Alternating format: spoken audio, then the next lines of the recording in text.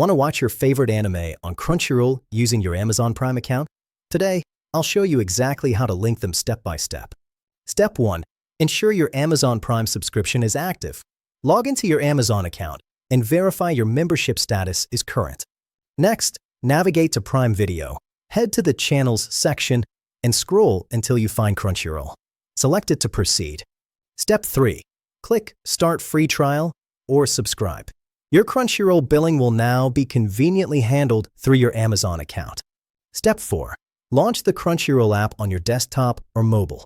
On the login screen, choose the option to sign in through your Amazon subscription. Finally, open a premium episode. You should see the ad-free or premium indicators, meaning your access is verified. Important note, this method provides access through Amazon channels.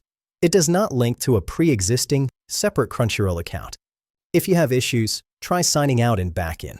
For app access, use the Prime Video app or check your Amazon channel's billing page. And that's it. You're all set. Like, subscribe, and turn on notifications for more streaming tutorials. Happy watching!